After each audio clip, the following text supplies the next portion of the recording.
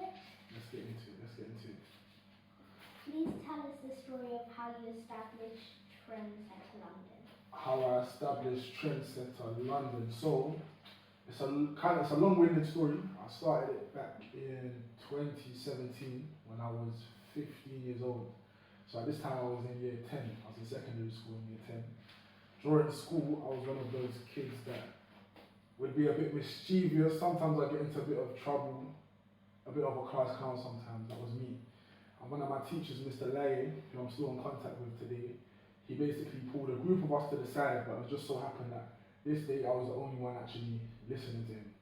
So he basically said to all of us at the time that we're wasting our potential, and if we put our minds to something like a business, then it would go far.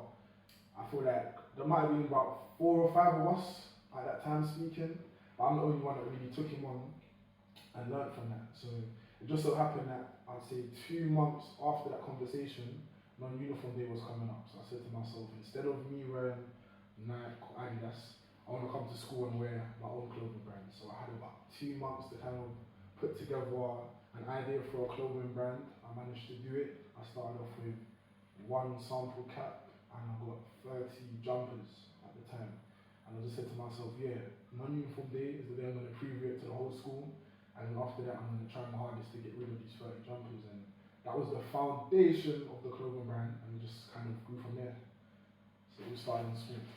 That's amazing. Thank you. Okay, how did you come up with the name? Okay, so the name Trendsetter London originates from mine and my little brother's initials. I'm my dad's, to be honest with you. So all of our initials are TSL. So my name is Tavon St. Louis. And originally I was going to start the brand and call it TSL. But you know when I feel like the name didn't resonate and it didn't hit, it wasn't a hard hitting name. So I said to myself, instead of calling it TSL, I'm going to break down each of my initials and kind of find a word to match each initial. So that's why I came Trendsetter London TSL. So the name kind of came from my name. Did you want a name that people would remember and it would just stand out from the crowd? Yeah, you're right, exactly that. So I feel like with TSL, not a lot of people would be able to remember that name. But with a name like Trendsetter, I feel like everyone likes to consider themselves a trendsetter. So it's a name that resonates with people, it's a catchy name, and it actually has a meaning behind it. So it was a win-win for us. Yeah. I saw a great video of you taking over Notting Hill Carnival. Yeah. With your brand. Who came up with the genius idea and which country were you repping? Oh, that's a good question. I'm not too sure which country I was repping because I'm Jamaican and Grenadian. I'd say I was with the Grenadians that day, so I'm definitely repping Grenada. The whole idea behind going to Carnival with everyone wearing the same tracksuits because I just thought to myself, at Carnival, there's millions of people down there and it's just a good opportunity to network and get the brand name out there as much as possible. So I grouped up my uncles, my dad, my friends, and I said, cool, Carnival, was it Sunday or Monday? I think it was on Monday. Carnival Monday, we're all wearing the same tracksuit down there. So we all met up, I gave everyone their tracksuit, and I just went with the game plan. I said, we all need to stick together so everyone can see us at one time.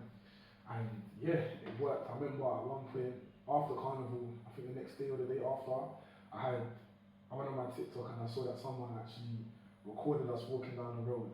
And they said, what did they say? They said it's the new age, what's it called? Power Rangers. They said it's all wearing the same things that was Power Rangers. So it got a lot of attention and it was just a marketing stunt just to get people talking. Planning to do the same thing this year. I'm not too sure what we're going to wear, but we're all going to definitely be wearing Trendsetter again. So, yeah. That's just amazing. What's your best-selling item and which collection has been your favourite to design? Good question. You got some good questions. You got some very good questions. So my favourite, the best-selling item I'll start off with is probably one of the hats. I'm not too sure if the camera can pick it up, but this blue one here. This is the Nipsey blue hat. Nipsey is one of my favourite artists of all time, and he resonates with me. And he's got the same birthday as me as well. So that's one of my personal favourites, and that's also probably one of their best sellers as well. So yeah, and that's what we started off with. When we first started the clothing brand, of course we started off with the jumpers, but I feel like the hats actually kept the brand afloat and kept sales coming through. So yeah, definitely a Nipsey blue cap. And I'll say my favourite collection is our latest collection. This collection, I don't want to say the word because there's a bad word in it, but the Flash only collection. Probably my favourite. I feel like now we've been able to get a bit more creative with our designs. Yeah, we done a nice photo shoot on top of a rooftop the other day, which was good. I risked my life for that with the models as well. But yeah, I say this is definitely my favourite collection. We just launched the pre-orders for it, so we opened it up for our VIT customers. Our VIT customers, we call them very important trendsetters. So if you're inside of this community, you was able to get early access to the collection. And the main collection is going to be coming out on the 7th of July, and that's for the public. So yeah, I'd definitely say this collection is my favourite. Yeah. Flashlights. I'm interviewing Trendsetter London in their brand new office. Where did you operate your business from before, and how did you build this office? Okay, so I started off my business in my mum's house. I remember at that point, every day or every other day about 12, my mum would tell me, you need to take out these tracksuits out of my front room. Take out these hats out of your bedroom. My house is basically like a mini storage unit. So it started off in my mum's house. I'll say for the first 3.5, pushing 4 years. Until I got to the point where I said, you know what, mum's telling me every day that I need to get out of this house and win this stock. So I said, alright, let's see. I had the option. I could either go out there and I could rent an office space.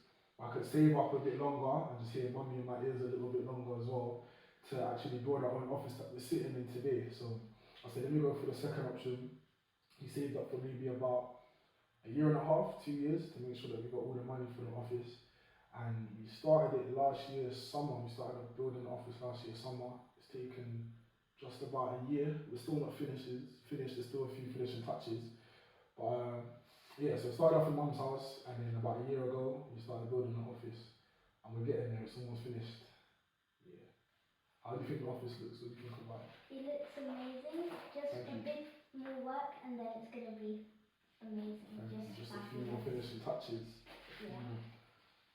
That second idea was very intelligent to do, because just saving up gives you the idea of what you want for longer.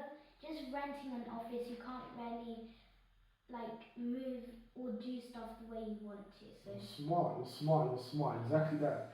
I feel like when it came to renting the office, it was a lot more restricted in what we can do. So inside of this office here, we're going to be having our photo shoots inside here. We're going to be having team meetings inside here.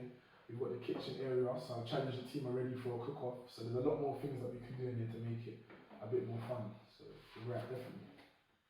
Where has your brand been featured, and have any famous people worn Trendsetter London or celebrities? Yeah, I would say probably the biggest celebrity that wore our brand is Popcorn. He's a dancehall artist.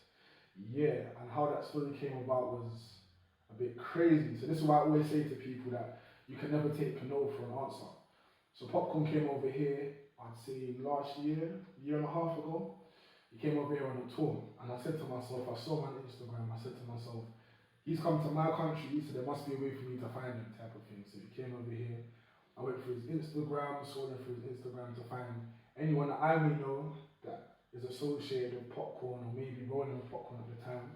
I found someone and I just said to him, I'm trying to get Popcorn some clothing, I'm trying to give you some clothing, so whenever you're ready, let me know, I'm going to make my way down there. So Popcorn was in East London, and that day I actually went down to East London. It's a funny story because around that time I just started driving. And when I first started driving, I didn't have the greatest car. I had a Corsa, mashed up Corsa, scratches on the side. I said to myself, I can't be pulling up to Popcorn in this Corsa. So my mum, shout out my mum, she risked it. She gave me the opportunity to drive her car, which looking back at it now, I'm surprised she done because it was a new car. She just bought herself a Mercedes GLA, and I said to my mum, listen, let me just insure myself on your car for one day, drive down and see Popcorn and drop in some garments. So my mum trusted me, went down there, and yeah, met Popcorn, gave him some hats, we gave him some body warmers, some t-shirts. I just basically just filled him with everything Trendsetter. And the next day, I was on my Instagram, I was scrolling, and I saw that Popcorn posted a video of him inside the restaurant. He was wearing a body warmer and a hat, so the plan worked in the end. So yeah, Popcorn's probably one of the biggest celebrities that's for the brand. Yeah. What happened to your mum's car? Any scratches? scratches? No scratches, but I got stopped by the police that day. So I was in the car with two of my friends, and we just came out of the tunnel in East London, and I saw like a road of police. And I turned back to my friends, I said, I guarantee you we're gonna get stopped. And just as I said, that's exactly what happened. So there was three cars, one drove right in front of me, one drove on the side, and one drove behind me. So they completely blocked me in, and then they guided me down another road, and they took us all out the car, searched the car, and really they thought I looked too young to be driving a car, which I was. I had my license and stuff. I was insured, so I was legal to drive, but I just looked too young. So they pulled me over, searched, checked the insurance. I was all clear and good to go after that. So yeah, no crashes, fortunately, but I did get stopped by the police. You could take that as a compliment. You do look very, very young. Thank you, I appreciate it. Thank you. What sets Trendsetter London apart from other USP clothing brands? Good question. I feel like the main thing that sets Trendsetter apart is the meaning behind it. So like I mentioned before, the name originates from my actual name and my little brother's name. And not only that, but there's small details within the brand that the public probably wouldn't know, but the team at Trendsetter knows. So I'll give you an example. All of our logos on our clothing are on the right hand side. So this logo here, it's on my right. If we have our tracksuits, I'll show you a bit later, they're all on the right hand side.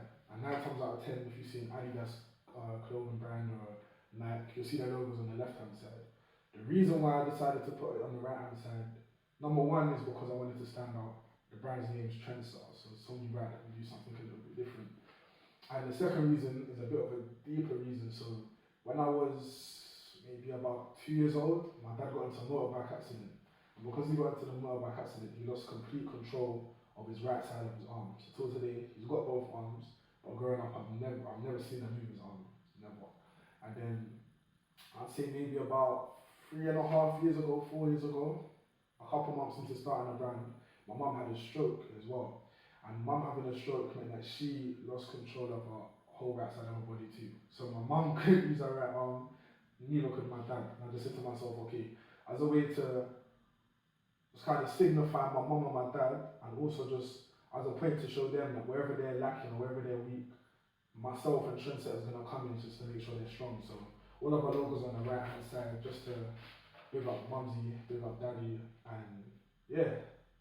So that's one of the main things that stands out with Trendsetter compared to any other brands. It's the meaning behind it, the story behind it. I love that idea. Thank you.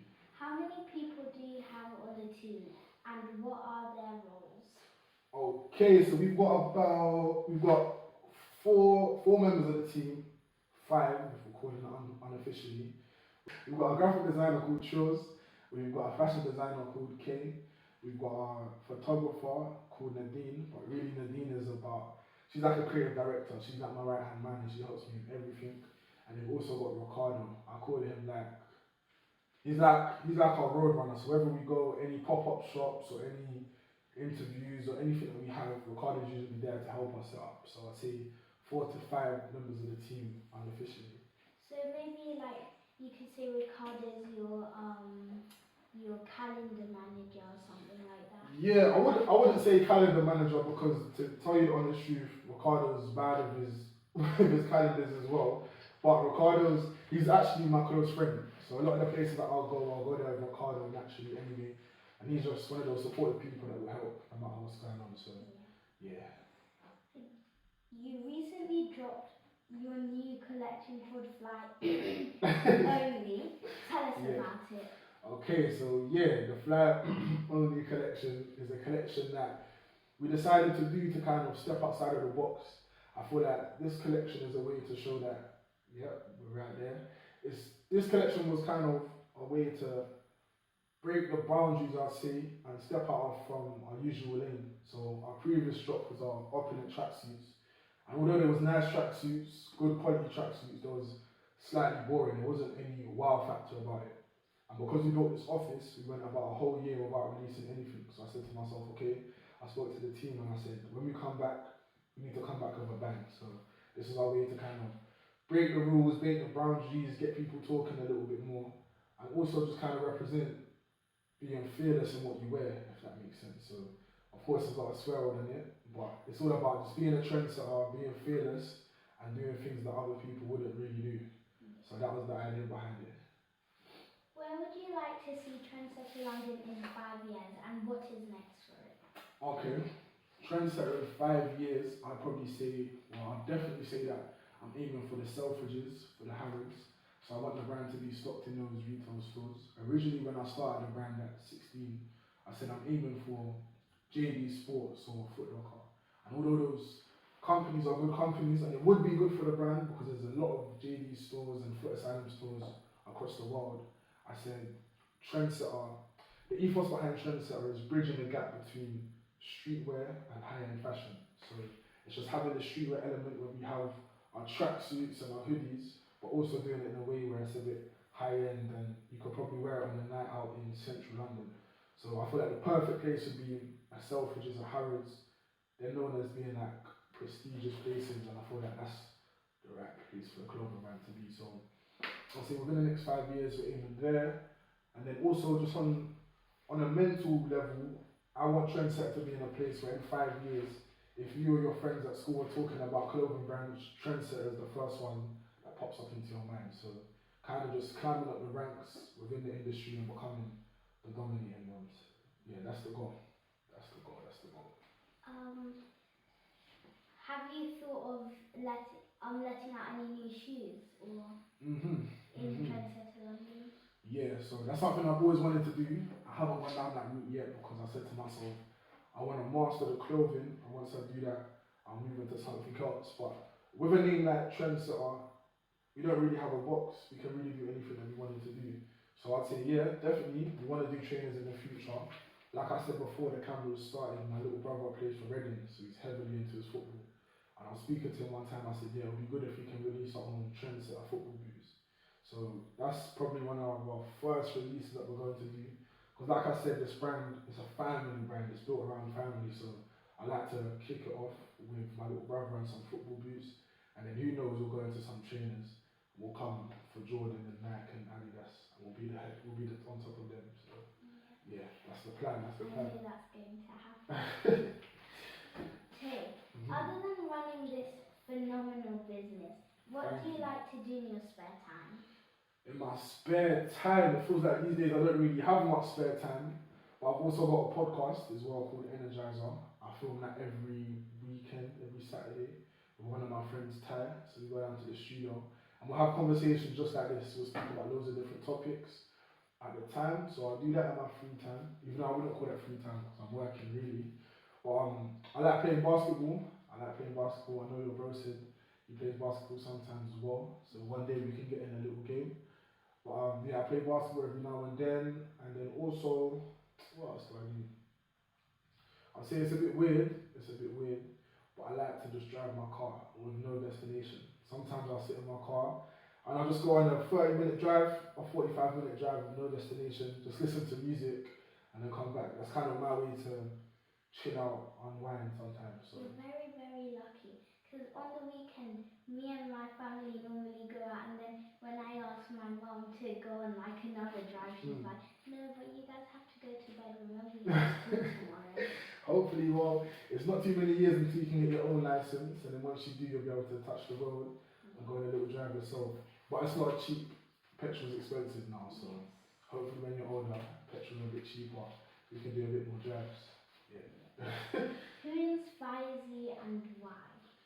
Okay, first person that comes to mind, I'll probably say Nipsey Hussle, like I said. He's got the same birthday as me, which is a coincidence, but also just the way, outside of his music, the way that he's operated in business. So he had a clothing brand as well called The Marathon, TMC, and he's done big things with that clothing brand. He's done a partnership with Puma, which is amazing, and even to the point now, even though he's passed away, he's established such a connection with Puma that Puma now actually fund his children's life, essentially. So every year they'll send his 2 kids like a monetary reward. So they'll send them maybe £10,000, $15,000 even, just as a thank you because Nipsey Hussle done so well and the type of person he is. So yeah, Nipsey Hussle is someone I definitely look up to. Yeah. What advice would you give to upcoming entrepreneurs who want to break into the clothing and fashion industry? Good question. Good. You've prepared your questions very well. Very good question. I'd probably say I tell them just to be unique as possible. I tell them not to fit into a box. I tell them to create their own blueprint, and I tell them not to look at any other brands as a goalpost. I'd say to create your own goalpost and be as unique and as authentic as possible. Because I'd say at the moment there's so many different clothing brands, especially in the UK, and the only way for you to really break through and make a name for yourself is by being different. Just do something different that hasn't been done before. So I'd say yeah, be unique as much as possible. And to be honest, that's not even just clothing brand, I'll say in general. I feel like what you're doing right now is unique. I'm not aware of anyone else your age doing interviews, so I can see you going far. So yeah, any business you go into, anything you're doing in life, I'd say just be unique in anything you're doing, that's what I'd say. Yeah. And finally, Tay, where can everybody find Trendsetter London? Any websites or socials? Yep, so you can find Trendsetter London on our website, which is www.trendsetterlondon.com. That's where you can get all of your Trendsetter clothing. We're also on Instagram. If you just type in Trendsetter London, you'll find us. Same with TikTok and every social media platform anywhere, Trendsetter London, you'll see us on there. Yeah. Thank you very much, Trendsetter London. And that was a business in a flash. Yeah. I hope you guys enjoy the rest of the day, and also follow Trendsetter London if you haven't already, because this is a phenomenal clothing brand that you need to get your hands on. Bye. See you later. Amazing. That was amazing. That was amazing. That was good. I enjoyed that.